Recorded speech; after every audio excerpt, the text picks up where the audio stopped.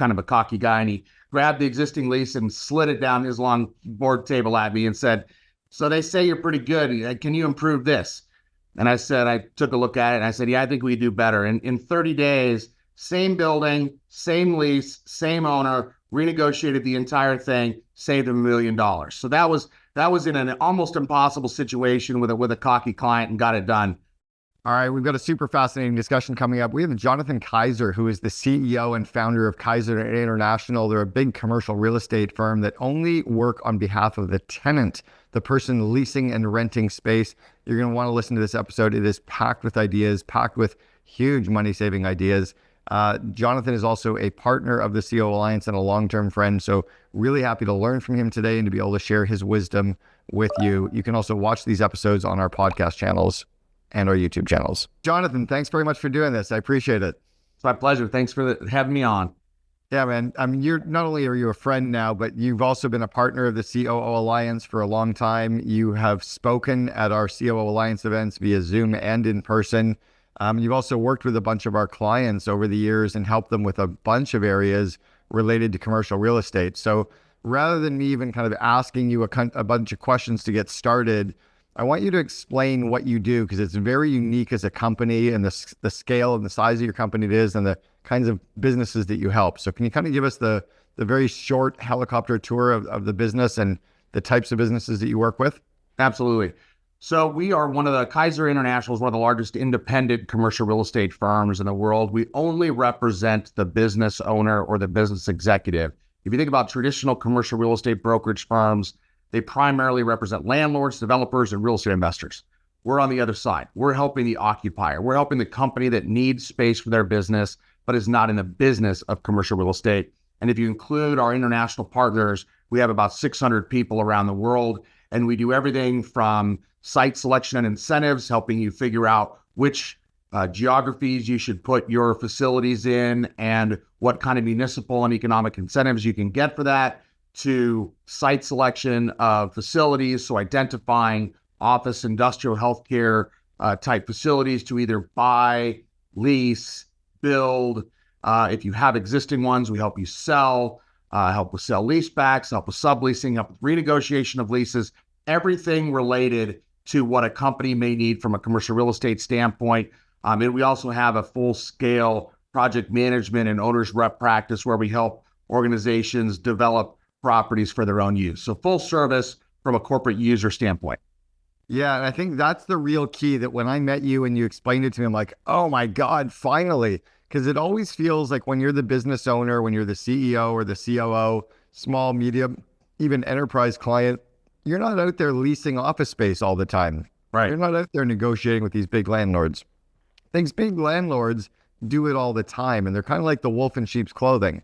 I mean, maybe not all of them, but they're doing this all the time, and they know how to bend you. They know how to take advantage. They know how to really negotiate. And you don't even have an idea as to where you can do well. Was that kind of the impetus for starting, is you just saw the need for the small guy or for the other side that really was either underrepresented or underskilled?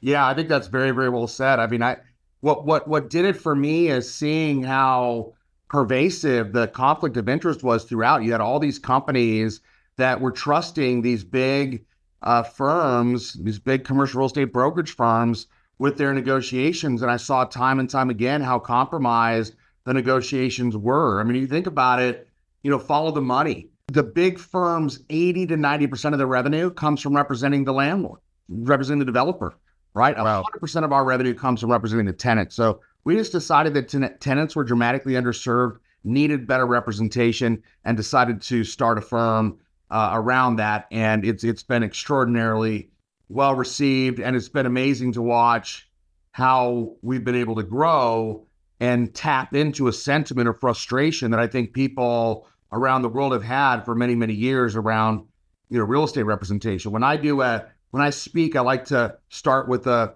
question where I'll say, okay, everybody imagine the person you trust most in your world.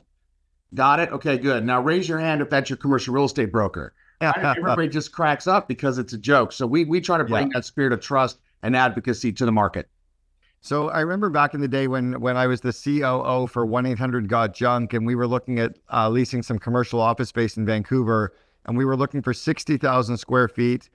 We had 250 employees at our head office, and it was a big, complicated, it was a scary deal for us, a really, really scary deal. Even 5 years before, when we were leasing 16,000 square feet, was a pretty scary deal. Or actually, it was 8,000, then we took an option the next year on another 8. That was a really scary deal. The only reason why we weren't scared to death and why I don't think we really screwed up is Brian, the CEO, had a very close childhood personal friend who was kind of there to make sure the deal happened for us. And he was going to make a commission, but we knew he wasn't going to take advantage of us because their friendship was like 35 years old at the time. You know, it was, but that doesn't happen very often. So why do I always feel like my broker's trying to get a deal done rather than negotiate the best deal possible? Well, I mean, if you think about the incentives, right? The incentives are if the broker doesn't get a deal done, he doesn't get paid. And then you think about, you know, what the last thing that the brokers, traditional brokers want to do is they don't want to offend or push too hard on their traditional landlords or clients, because that's who they have to go back to time and time again and ask for the next listing, ask for another development agreement, right? And so they're treading very gently. So if it feels like you're not getting aggressive representation, you're probably, as a CEO or as a business leader, you're probably right on. It's probably exactly what you're not getting. So what about when you're in a space right now, and maybe you've decided now that you're going to go with more of a hybrid? You know, post-COVID, a lot of your employees want to work from home. So it's not like your company isn't growing. You could be doubling the size of your company, but you're offshoring more, you're hiring more people globally, you're letting people work fractional or work from home. What do you do in that case? You know, maybe you've got 3 or 4 years left on your lease, or maybe you've even only got 18 months left on your lease. What do you do when you've got too much office space? This is a common thing right now as companies. Not only is it too much office space, right, but it's no longer the right kind of space. It's companies that saying, how do we reorient our space to adapt to the new environment? And, you know, there's a lot of PTSD that companies have from space that they've been in for many years pre-COVID. A lot of companies, as they're starting to think about what we're seeing a lot more of today, is companies asking their employees to come back a few days a week at a minimum. They want to give them an environment that is representative of kind of the new way of working. So we're seeing a combination of companies looking at upgrading their space to be around more amenitized areas, wanting to make sure that the workspace itself is supportive of a more optimized environment for people collaborating and for people working together. But I think the biggest thing that we're seeing at the end of the day is, you know, it often makes sense for companies to stay in their current facility and renegotiate their leases. But if the landlord believes that your intent is to stay, you're a sitting duck. And so what we spend a lot of our time doing is working on renewals and renegotiations, where we create some competition in the marketplace, look at alternatives, and create some negotiating leverage to make sure that the tenants aren't taken advantage of. Is that the same kind of thing if you've outgrown it? I remember when, you know, we doubled the size of our company 6 consecutive years in a row, and we grew through our lease about 3 years faster than we anticipated. And that was another one that we just didn't know how to deal with our landlord. Do you help companies with that kind of a situation too? All the time. And, you know, typically that's first world problems, right? You need more space and you have, you know, more budget to do so. You know, there are a lot of very creative strategies for getting new landlords to help with termination or buyouts or absorb some of the liability from the old space to get you into a bigger space, as well as just really looking at what your existing landlord can do. But again, it all needs to be done in a competitive environment. The biggest mistake that we see tenants make day in and day out is they tell too much to the market of what their intentions are. They'll pick up the phone and they'll call their existing landlord and say, hey, I've been a good tenant. You know, I've been here for a long time. I've always paid rent on time. I need to blank, whatever it is, expand, contract, extend, give us a good deal, instead of realizing that, you know, that can and will be used against you. It's like, you know, it's like playing poker with your cards up.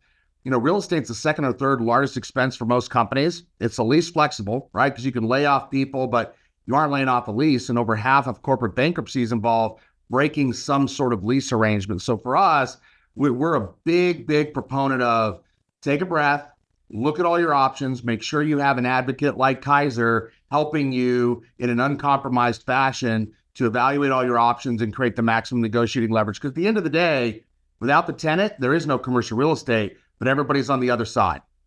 It's interesting. And that's one of the reasons why we tell all of our CO Alliance members and our coaching clients to talk to Kaiser International is you guys actually do know how to negotiate this stuff. You know how to approach the landlords, how to work fairly between them. How about if your lease is coming up for renewal? That's something that I think people are coming up to, and we're kind of in that post 5-year COVID thing now where a lot of these leases are coming up for renewal at the end of these terms. What are a couple of giveaways that you can give people that they can be thinking of, maybe even before they contact you, to really help them? What are some things that they should be looking at?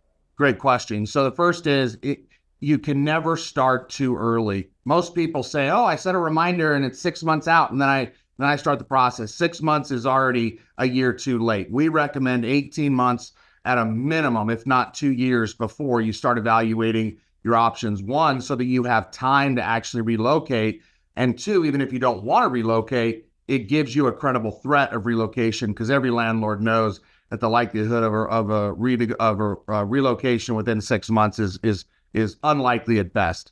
And so that's the first thing. The second thing is make sure you look at what your holdover rate is. It's one of those things at a lease that's tucked in like the 87th page. Most companies have no idea what it is. It basically means if you stay a month past your existing lease, that you typically have to pay 150 or 200 or 300. I've seen even 400%. And it's a way for a landlord to have leverage over you so that you have to kind of fold to their wishes. So the most important thing, of course, start early, make sure that you have somebody like Kaiser helping you evaluate all your options so you're not a sitting duck, and make sure that you're being thoughtful about, what happens if you stay past your existing lease date. I remember I took contract law a couple of times in university. There's a long story there as to how I was able to take the same course twice and get credit for it.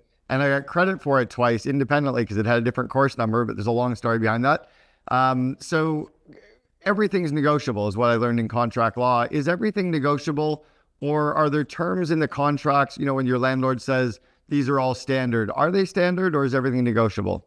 Yeah, probably the biggest way that you can tell if your broker is truly on your side or not is if they use the term, this is market or this is standard, beyond a shadow of a doubt that they are not on your side, because I don't even believe in the term market or standard. The idea that somehow 10 other tenants did this, and so now you're supposed to do this too, to me is asinine. It's a contract negotiated in an open market, in a free market, where as long as you create the appropriate, leverage, and you make sure that you're not giving away all your negotiating power, you can negotiate nearly everything in a lease. And a lot of times we have to sign confidentiality agreements and NDAs when we finalize these deals, because we're so used to getting deals that are well below what others describe as market, that they don't want the word to get out on what we were able to achieve, because then it could drive down what I believe is an overly inflated commercial real estate market. Just as another 15-second aside, I believe that because there's so much conflict in commercial real estate around the country and around the world for that matter, I believe that real estate is artificially inflated from a leasing standpoint by about 15 to 20%, which means that if it were a more normalized market, if the demand had as much negotiating power as the supply does, if the whole deck wasn't stacked against tenants and the landlords didn't control the brokers and the architects and the contractors and the furniture people and carpet people and, cabling folks, if that didn't exist, I believe tenants would pay an average of 15 to 20% less. So that's what we typically try to achieve on behalf of our clients, is savings in those percentages, and we're usually successful there. How do you guys get paid? We're paid a percentage of the overall deal. So if you think about a traditional firm that has a listing or a sign out on a property, they'll have, negotiated a commission that's paid one way or another. So what I like to tell tenants is whether or not you have representation, it's typically the same fee being paid. So make sure that you have a representative. If Kaiser's representing you, we share in that existing commission. So it's not an additional layer of cost typically, but you get to make sure that you're getting advocacy for the fee that's already built into the deal. How about like countrywide? Do you guys have, representation or expertise countrywide? And can you help companies that have got, real estate spread over the country? Maybe they've got 5 locations, 10 locations, et cetera. Yeah, absolutely. In fact, we got a global presence, and we have about 600 people around the world. And everything that we do, our favorite way of working with a client is a mid-market company that has facilities around the country or around the world, and we help them come up with a better real estate strategy, come up with a way to optimize their negotiating leverage, create leverage across all their facilities, make sure that they're well ahead of all the lease expirations, making sure that they're anticipating what their needs are going to be, whether they need capital to be freed up by selling a facility or doing a sale leaseback in a facility, or just making sure that as the business, business needs change, as you know, Cameron, every single day.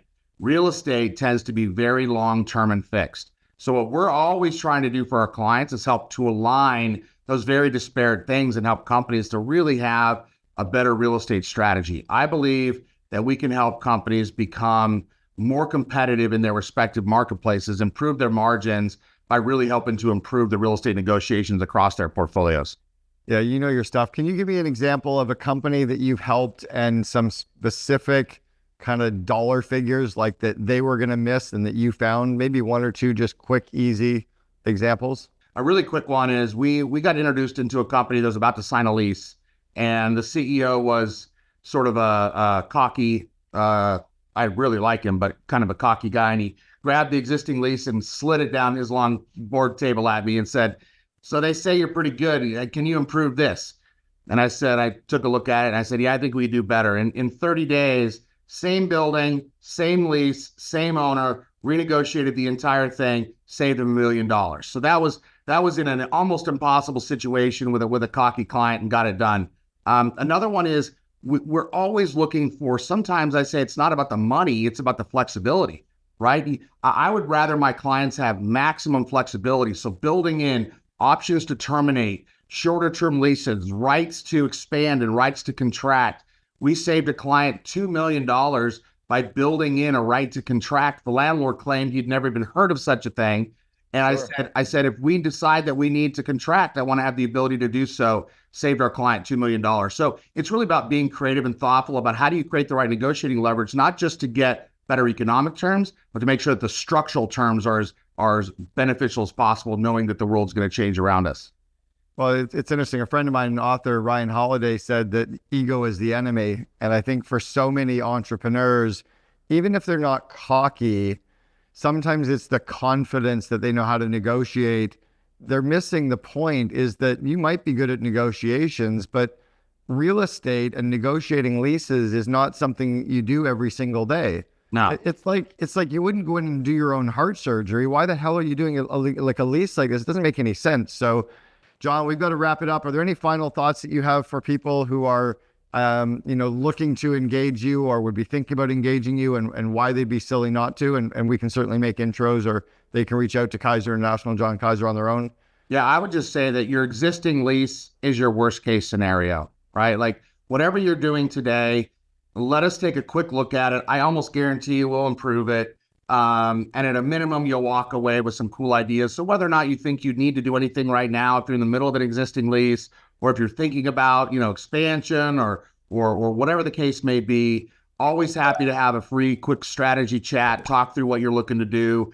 And I'm almost positive that we'll be able to add some value to your process. I love that. That should be your company tagline. Your current lease is your worst case. What is it? What'd you say? Your current lease? Yeah, your existing lease is your worst case scenario. Yeah. Brought to you by Kaiser International. John Kaiser, CEO of Kaiser International, a partner of the CO Alliance. Thanks very much for sharing with us. Appreciate it.